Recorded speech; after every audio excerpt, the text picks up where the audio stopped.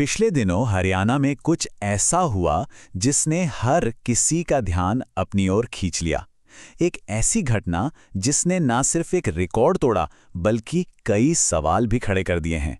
तो चलिए आज इसी पर बात करते हैं और समझते हैं ये पूरा मामला है क्या। बात है हरियाणा के गिरावड़ गांव की, जहां एक सम्मान समारोह रखा गया था और वहां इतने लोग जमा हुए कि भाई एक रिकॉर्ड ही बन गया। लेकिन ये सिर्फ एक भीड़ नहीं थी, ये उससे कहीं बढ़कर थी। इसे लाखों किसानों का महाजन सैलाब का नाम दिया गया। तस्वीरों में आप देख सकते हैं, जहां तक नजर जाती है वहां तक सिर्फ लोग ही लोग हैं। लोगों का एक समंदर। ये नज़ारा अपने आप में ही बहुत कुछ कह जाता है। तो ये जो आयोजन था ये हुआ 11 जनवरी को गिरावड़ में, और जो खबरें आईं उनके मुताबिक वहां का माहौल पूरी तरह से आभार, श्रद्धा और अपने गुरु संत रामपाल जी के लिए गहरे सम्मान से भरा हुआ था। लोगों के चेहरे पर एक अजीब सा संतोष था और उनके लिए दिल में प्यार और सम्मान साफ झलक रहा था। तो भाई सबसे बड़ा सवाल तो यही है कि आखिर ये फंक्शन था क्या, और इतने सारे लोग, खासकर किसान, वहां क्यों जमा हुए थे। इस पूरी बात की तह तक जाने के लिए हमें ये समझना होगा कि ये लोग अपने गुरु को किस नज़र से देखते हैं। देखिए, यहाँ जो अनुयायी हैं उनके लिए संत रामपाल जी सिर्फ एक आध्यात्मिक गुरु नहीं हैं। वो उन्हें एक बहुत ही खास नाम से, एक उपाधि से पुकारते हैं जो उनके गहरे विश्वास को दिखाता है। उन्हें नाम दिया गया किसानों के मसीहा का, और ये नाम ही अपने आप में बताता है कि किसान समुदाय उन्हें अपने उद्धारकर्ता की तरह देखता है, एक ऐसे इंसान की तरह जो मुश्किल वक्त में उनका सहारा बनता है। उनके एक फॉलोवर की ये बात उनके विश्वास की गहराई को और भी साफ कर देती है। उनका कहना है कि जिसके पास छत नहीं, खाना नहीं, या जो बीमार है और कोई आकर उसकी मदद कर दे, तो वो तो भगवान का ही रूप हुआ ना। यही सोच उनके इस गहरे सम्मान का आधार है। लेकिन ये जो भरोसा है ना, ये सिर्फ बातों या प्रवचनों पर नहीं टिका है। फॉलोअर्स का साफ कहना है कि इस विश्वास की जड़ में हैं वो काम जो जमीन पर किए जा रहे हैं।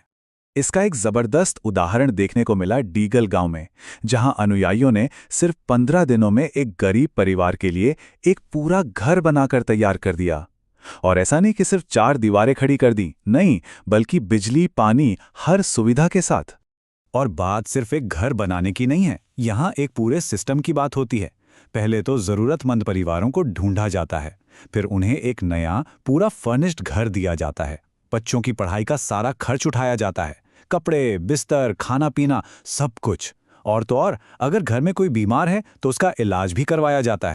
तो ये तो हुई लोगों की सीधी मदद की बात, लेकिन इससे भी आगे इन अनुयायियों का एक बड़ा विजन है, एक बड़ा सामाजिक लक्ष्य है, जिसका मकसद पूरे समाज को बदलना है। उनका मकसद सिर्फ किसी एक इंसान की मदद करना नहीं है, बल्कि वो समाज में जो बड़ी बड़ी बुराइयां हैं उन्हें जड़ से खत्म करना चाहते हैं, जैसे कि नशा। उनका लक्ष्य है नशा मुक्त भारत। दहेज प्रथा, तो लक्ष्य है दहेज मुक्त समाज। और समाज में जो भ्रष्टाचार और स्वार्थ फैला है उसकी जगह वो निस्वार्थ सेवा की भावना लाना चाहते हैं। अच्छा, जब इतने सारे लोग इकट्ठा होते हैं तो एक सवाल ये भी आता है कि क्या कोई राजनीतिक मकसद है। इस पर उनके अनुयायी बिल्कुल साफ कहते हैं कि संत रामपाल जी की राजनीति में कोई दिलचस्पी नहीं है। उनका लक्ष्य सिर्फ और सिर्फ निस्वार्थ सेवा है, सत्ता नहीं। और इसी से जुड़ी एक बड़ी दिलचस्प बात सामने आई। एक आदमी ने बताया कि वहां लाखों की भीड़ थी, लेकिन कमाल की बात यह थी कि एक भी इंसान बीड़ी सिगरेट पीता हुआ नहीं दिखा। ये उनके नशा मुक्त समाज के लक्ष्य को जमीन पर दिखाता है। चलिए, ये तो हुई अनुयायियों की बात, लेकिन उन लोगों का क्या जो पहले इस आंदोलन का हिस्सा नहीं थे? आखिर क्या देखकर वो इसकी तरफ खिंचे चले आ रहे हैं? हाँ, तो सवाल ये उठता है कि जो लोग फॉलोअर नहीं थे या शायद पहले विरोध भी करते थे, वो इन सब चीजों को अब कैसे देख रहे हैं। इस पर एक खाप नेता मूलचंद सहरावत की बात सुनने लायक है। वो कहते हैं कि वो पहले इनके साथ नहीं थे, लेकिन जब उन्होंने इनके काम देखे, वो काम जो सरकारें भी नहीं कर पाती, तो वो इतने प्रभावित हुए कि आज यहां इनके साथ खड़े हैं। ऐसी ही एक कहानी पानीपत से आए संदीप कुमार की है। ध्यान दीजिएगा, वो अभी अनुयायी नहीं हैं। वो बताते हैं कि वो पहली बार हिसार में इनके कार्यक्रम में गए थे। अब ये दूसरी बार है कि वो गिरावड़ आए हैं अपने बच्चों को भी साथ लेकर, और वो कहते हैं कि यहाँ आकर उन्हें अंदर से बहुत अच्छा लग रहा है। और आगे का प्लान, वो कहते हैं कि वो फिर आएंगे, इसे और समझेंगे और फिर वो भी इससे जुड़ जाएंगे। तो इन सारी बातों से एक चीज बिल्कुल साफ निकल कर आती है कि यहां विश्वास का आधार सिर्फ बातें या उपदेश नहीं हैं, बल्कि वो ठोस काम जो लोग अपनी आंखों से देख रहे हैं।